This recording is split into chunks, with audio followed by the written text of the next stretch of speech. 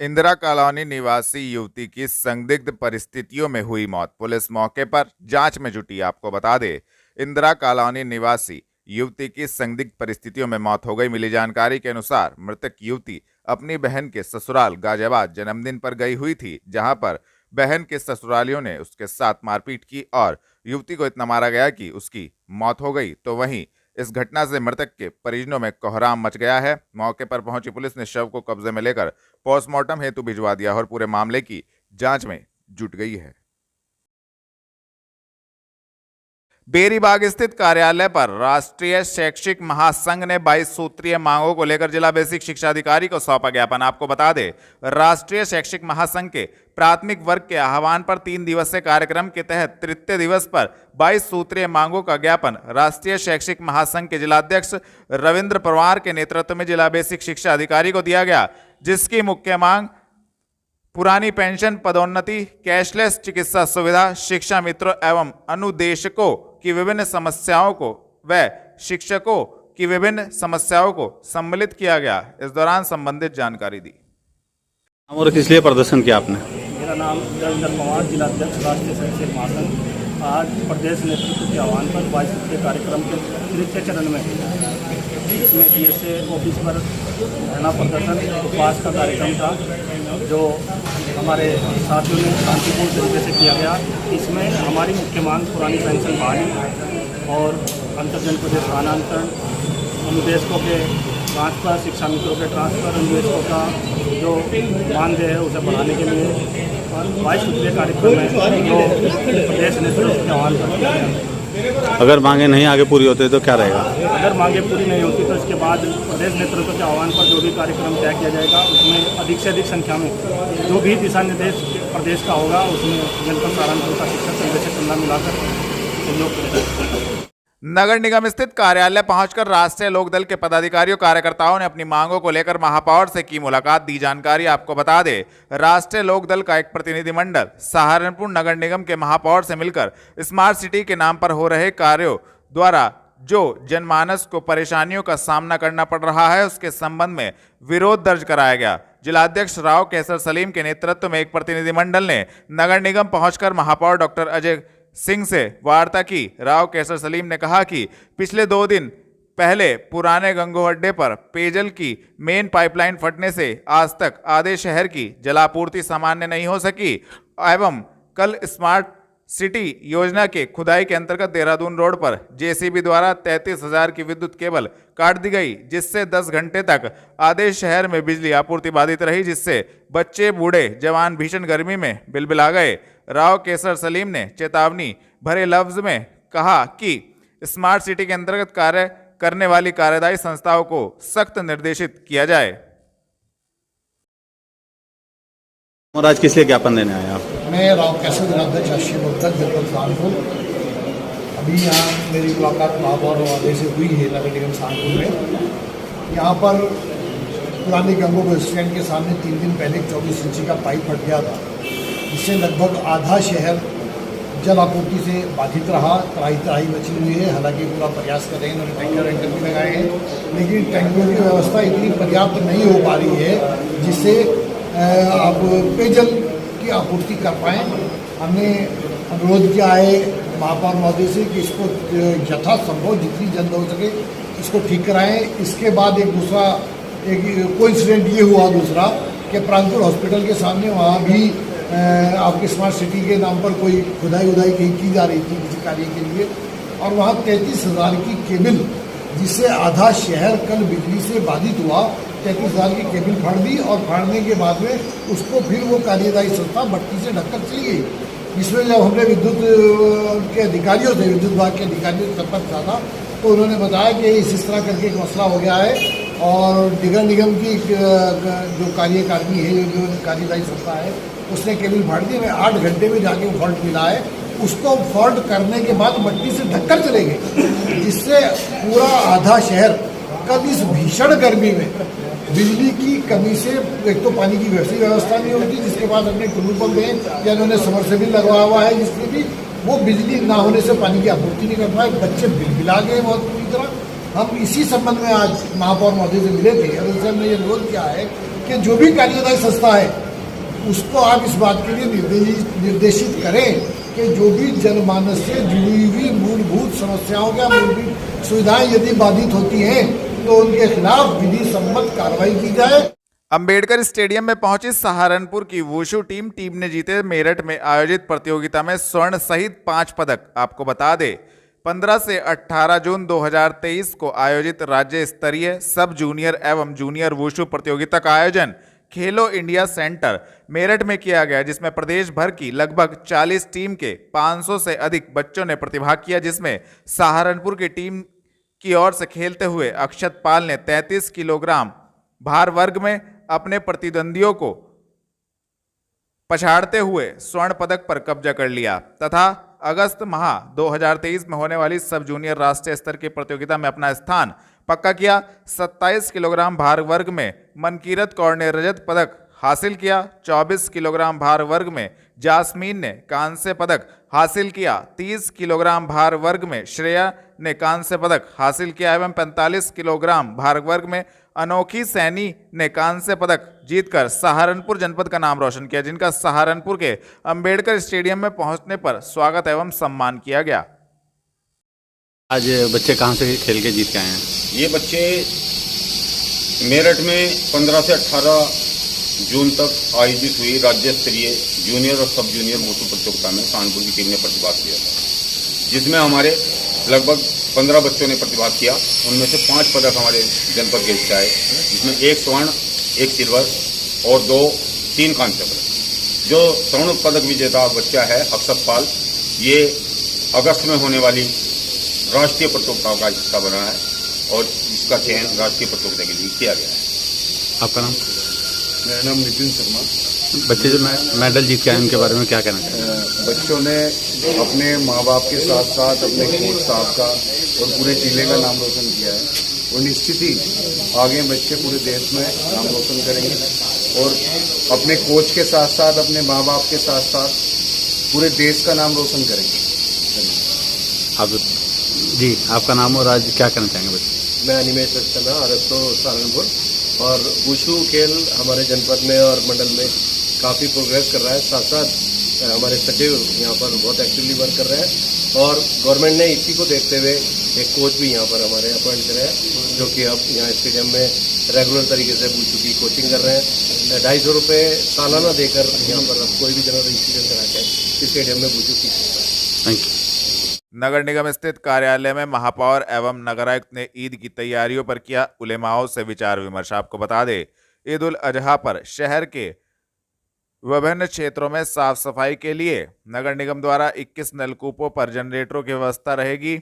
ईदगाह के अतिरिक्त जामा मस्जिद क्षेत्र में नमाज के लिए विशेष साफ सफाई कराई जाएगी, जो आज से ही शुरू करा दी गई है। महापौर डॉक्टर अजय कुमार सिंह एवं नगरायुक्त गजल भारद्वाज ने जामा मस्जिद प्रबंधक व उलेमाओं के साथ ईद की तैयारियों को लेकर बैठक की और बैठक में जानकारी देते हुए बताया कि ईद के त्यौहार को सद्भाव और निर्विघ्न संपन्न कराने के लिए नगर निगम द्वारा सभी तैयारियां पूरी कर ली गई हैं। ईदगाह व उनके आसपास सड़कों की साफ सफाई, घास व झाड़ियों की कटाई और नालों की सफाई का कार्य शुरू करा दिया गया है। शहर काजी नदीम अख्तर का सुझाव था कि नमाज के लिए ईदगाह जाने का मुख्य मार्ग कारगिल गेट से होकर जाता है, अतः ज़्यादा अच्छा होगा कि यदि कारगिल गेट चौराहे पर कार्य जल्दी पूरा करा दिया जाए। नगरायुक्त ने बताया कि उस मार्ग पर काफ़ी कार्य पूरा हो गया है। कारगिल चौराहे का कार्य जल्द ही पूरा कराने का प्रयास किया जाएगा। जामा मस्जिद प्रबंधक मौलवी फरीद ने जामा मस्जिद के सामने सड़क की मरम्मत कराने और सफाई पर विशेष ध्यान देने पर जोर दिया। मदरसा मजाहिर उलूम के मौलाना साजिद ने मदरसा क्षेत्र में भी साफ सफाई और पानी आदि की आपूर्ति पर ध्यान देने को कहा। नगर निगम कार्यालय में कावड़ शिविर संचालकों से महापौर, नगरायुक्त एवं निगम अधिकारियों ने किया विचार विमर्श। आपको बता दें कावड़ यात्रा पूरी तरह सीसीटीवी कैमरों की निगरानी में रहेगी। नगर निगम सीमा में पूरा यात्रा कॉरिडोर रंग बिरंगी प्रकाश व्यवस्था में जगमगाएगा। सभी कावड़ शिविरों पर पानी, बिजली व सफाई की बेहतर व्यवस्था के साथ ही कावड़ मार्ग को गड्ढा मुक्त किया जाएगा और मोबाइल शौचालयों की भी व्यवस्था की जाएगी।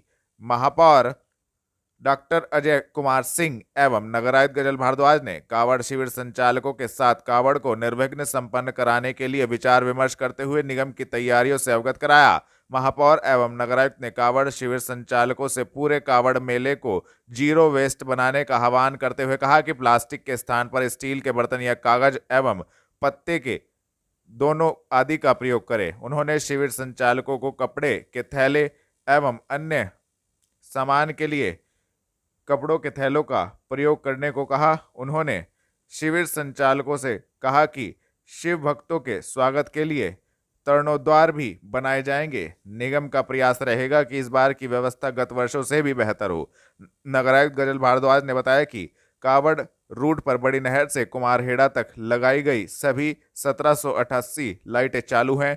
इस मार्ग पर 21 हाई मास्क लाइट भी इस वर्ष लगवाई गई हैं, जबकि 193 खंभों पर तिरंगा स्ट्रिप लाइट जगमगाएंगी। कल्पना सिनेमा से कुमारहेड़ा तक ट्यूब सेट एवं डेकोरेटिव लाइटों और अस्थायी लाइटों को चालू रखने के लिए 12 जनरेटर लगाए जाएंगे। 770 स्ट्रीट लाइट पोल को पॉलिथीन से लपेटा जाएगा। कावड़ शिविरों में पानी की व्यवस्था के लिए बोरिंग व पाइपलाइन आदि की व्यवस्था भी की जाएगी। उन्होंने बताया कि अपर नगरायुक्त राजेश यादव कावड़ मेला व्यवस्था के नोडल और सहायक नगरायुक्त अशोक प्रिय गौतम सफाई व्यवस्था के नोडल अधिकारी रहेंगे।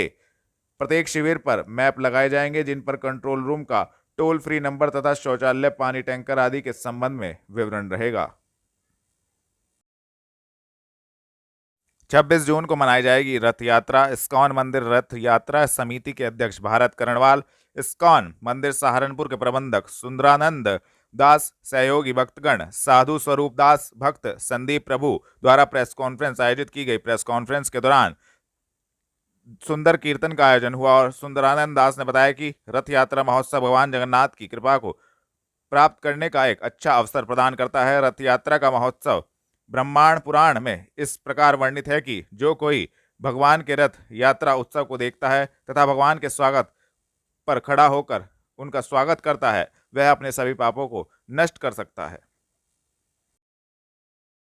आज क्या है, क्या कार्यक्रम आयोजित किया गया, क्या कहना चाहेंगे आज के? अंतर्राष्ट्रीय श्री कृष्ण भावनामृत संघ के तत्वाधान में 26 जून को श्री भगवान जगन्नाथ रथ यात्रा महोत्सव सहारनपुर में होना जा रहा है। ये 19वां महोत्सव है और इसके अध्यक्ष सहारनपुर के आदरणीय बड़े भाई संजय कर्णवाल जी, भरत कर्णवाल जी, रमनी धवन जी, प्रवेश धवन जी और सभी लोग, पूरी टीम आप लोगों की इस कार्यक्रम को 19 साल से लगातार करती आ रही है। और इस बार मेरा सौभाग्य है कि भगवान जगन्नाथ के आशीर्वाद से और आप बड़े भाइयों के सहयोग से मुझे मुख्य यजमान होने का इस कार्यक्रम में सौभाग्य प्राप्त हुआ है। मैं श्री भगवान के चरणों में शत नमन करते हुए अपने सभी भाइयों का धन्यवाद प्रेषित करता हूँ कि आपने मुझे इस लायक समझा और मुझे सौभाग्य जी। शहर के सभी श्रद्धालुओं से, भक्तजनों से मेरा सादर अनुरोध है कि 24 और 25 तारीख को भगवान जगन्नाथ की कथा है चमन पैलेस में शाम को 5:30 से 8 बजे तक उसमें, और 26 तारीख को भगवान की एक भव्य रथ यात्रा भगत सिंह चौक से लेकर हरि मंदिर तक आएगी। और सभी को एक कथा है कि भगवान की रथ यात्रा को कोई हाथ से खींचता है तो उसको बहुत पुण्य प्राप्त होता है। तो सभी नगरवासियों से मेरा अनुरोध है कि बढ़ चढ़ कर इस रथ यात्रा में अपना हिस्सा लें और भगवान श्री का आशीर्वाद लें। हाँ, आपका नाम भैया?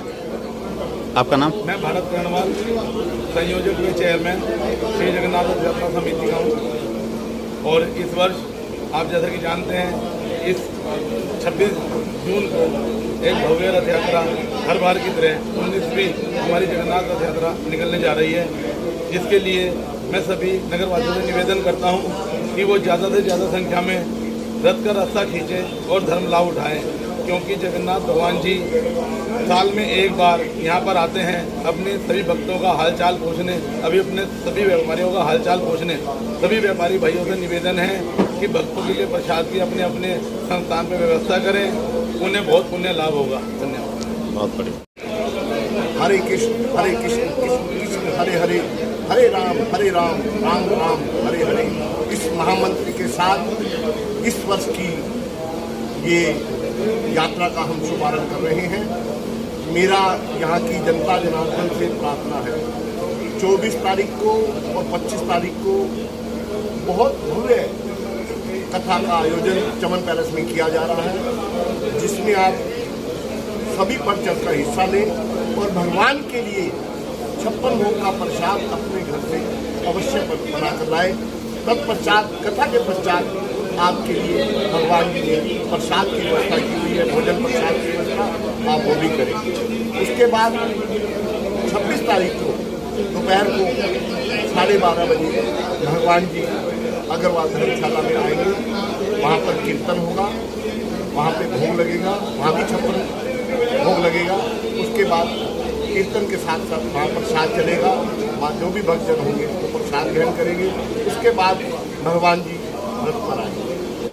आशाओं की विभिन्न समस्याओं को लेकर एसडीएम सदर को सौंपा ज्ञापन। आशा बहुओं के साथ अन्याय किसी भी सूरत में बर्दाश्त नहीं। संजय वालिया आपको बता दें, आशाओं की विभिन्न समस्याओं का निराकरण कराए जाने की मांग को लेकर नई दृष्टि नवयुक्त प्रधान संगठन का एक प्रतिनिधिमंडल अध्यक्ष संजय वालिया के नेतृत्व में एसडीएम सदर के पास पहुंचा और उनके कार्यालय में मिला और आशाओं को उनके परिश्रम के मुताबिक मानदेय न दिए जाने का विरोध जताते हुए अविलंब कार्यवाही की मांग की। और आज किस लिए प्रदर्शन किया? संजय वालिया, अध्यक्ष नवदृष्टि नवयुक्त प्रधान संगठन।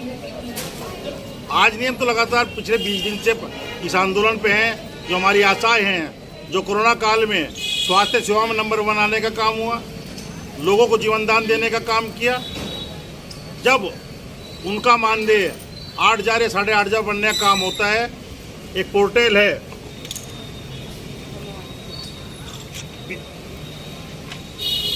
BCBM MIS पोर्टल है, जो ब्लॉक की BCBM के द्वारा डालने का काम होता है। उसमें जब इनका मानदेय अप्रैल माह का 3 महिलाओं का हमने सर्वेक्षण कराया, रीना, पिंकी देवला और सीमा, इनका 8,000 रुपये बनने का काम हो रहा है 1 महीने का। और जब इनके खाते में पैसे आते हैं तो 2,200 रुपये, 2,300 रुपये, 3,000 रुपये, तो इसके बीच का पैसा कहाँ जाता है, उसका भी आज पता चलने का काम हुआ। जिला कार्यक्रम प्रबंधक खालिद हुसैन जी, जो इसके मेन सरगना माने जा रहे हैं, community process manager Brijesh Kumar और जिला अकाउंट मैनेजर ज्ञानेंद्र शुक्ला जी, ये कहते हैं कि हमारी गलती नहीं है, गलती किसी और की है। अगर गलती किसी और की, आप इसका खुलासा क्यों नहीं कर रहे हैं? आप इनका पैसा पूरा क्यों नहीं दिलवा रहे हैं? कहीं ना कहीं आज से सभी महिलाएं अनिश्चितकालीन पे आ गई हैं। रोज़ सुबह 10 बजे से 1 बजे तक धरना देंगी और कहीं ना कहीं कल हम यहाँ पर स्वास्थ्य विभाग का पुतला फूकने का काम करेंगे इसी जगह पर, और अभी कमिश्नर साहब को ज्ञापन देंगे। थाना कोतवाली देहात पुलिस ने हत्या के षड्यंत्र में शामिल एवं सुपारी लेकर हत्या का प्रयास करने वाले 4 अभियुक्तों को किया गिरफ्तार। आपको बता दें, कोतवाली देहात क्षेत्र अंतर्गत गांव हलालपुर के जंगल में पंकज पुंडीर पुत्र सुशील पुंडीर पर ट्रैक्टर से खेत में जाते समय 2 बदमाशों द्वारा जान से मारने की नीयत से तमंचे से फायर किया गया, जिसमें वह बाल बच गए और ट्रैक्टर से कूदकर शोर मचाते हुए खेतों में भागे। शोर सुनकर आसपास के लोग द्वारा एवं गांव वालों द्वारा इकट्ठा होकर दोनों बदमाशों को पकड़ लिया और जिसमें पकड़ने के दौरान हाथापाई और बदमाशों द्वारा भागने का प्रयास किए जाने के कारण बदमाशों को चोट भी पहुंची। उक्त मामले में थाना देहात कोतवाली में संबंधित धाराओं में अभियोग पंजीकृत किया गया, जिसमें षड्यंत्र में शामिल 4 अभियुक्त गणों को थाना देहात कोतवाली पुलिस ने गिरफ्तार किया है। कल हलालपुर से ये सूचना मिली थी कि 2 शख्स आए हैं और उन्होंने वहाँ पे पंकज पुंडीर, जो प्रॉपर्टी डीलिंग का काम करते हैं, उन पे फायरिंग करी है। फायरिंग में वो सक्सेसफुल नहीं रह पाए। जो पंकज पुंडीर हैं वो बच गए और आसपास जो भीड़ है वहाँ पे इकट्ठा हो गई और उन्होंने घेराबंदी करके इन दोनों लड़के जो शूटर आए थे उनको पकड़ लिया। तुरंत वहाँ पे पुलिस पहुँची, तुरंत पुलिस ने अपनी इन्वेस्टिगेशन स्टार्ट करी। तो पूरा लिंक इस तरह से बना है कि ये जो 2 लड़के आए हैं, वो इनका नाम है वसीम और आरिफ। ये रहने वाले मेरठ ज़िले के हैं, कैली गाँव है वहाँ के रहने वाले हैं। इन्हीं के जो वसीम है, वसीम और आरिफ को बुलाने वाला है इसमें बरकत मुजफ्फरनगर मेबलाना का रहने वाला है। और ये बरकत का ही रिश्तेदार है मेहरबान ने ही बरकत को कांटेक्ट किया था इन दोनों लड़कों को बुलाने के लिए। और मेहरबान ने ये पूरा का पूरा जो काम किया है वो आनंद के कहने पे किया है। आनंद इनका चचेरा भाई लगता है पंकज का, और इनका प्रॉपर्टी को लेकर विवाद चल रहा है पहले से, पूर्व से। जी हाँ, वसीम और आरिफ का दोनों का पुराना आपराधिक इतिहास है। चोरी के मुकदमे इन पर लिखे गए हैं, चोरी और आर्म्स एक्ट के मुकदमे इन पर हैं। और जब मैं बता रहा था आपको, ये पूरी जो प्लानिंग की गई थी वो आनंद के द्वारा की गई थी और ये तय हुआ था कि ये जब पूरी घटना हो जाएगी तो इसमें इनको 3 लाख रुपए मिलेंगे। 10,000 रुपये इनको एडवांस दे दिए गए थे जिन्होंने व्यवस्था करने के लिए। ये लोग परसों ही बरकत वसीम और आरिफ ये परसों ही यहाँ पे हलालपुर में आ गए थे, रात को रुके थे और इनका रहने का इंतज़ाम सब मेहरबान ने किया था अपनी तरफ से। मेहरबान, बरकत, आरिफ और वसीम ये हमारे गिरफ्त में आ चुके हैं। इनको आज कोर्ट के सामने पेश किया जा रहा है और जो इसमें मेन जो मास्टरमाइंड है जिसके कहने पे हुआ था आनंद, वो अभी फ़रार है और उसको पकड़ने के लिए टीमें लगा दी गई। प्रॉपर्टी कितनी है इसमें? कि कुछ 50 बीघा ज़मीन बताई जा रही है जिसको लेके विवाद है।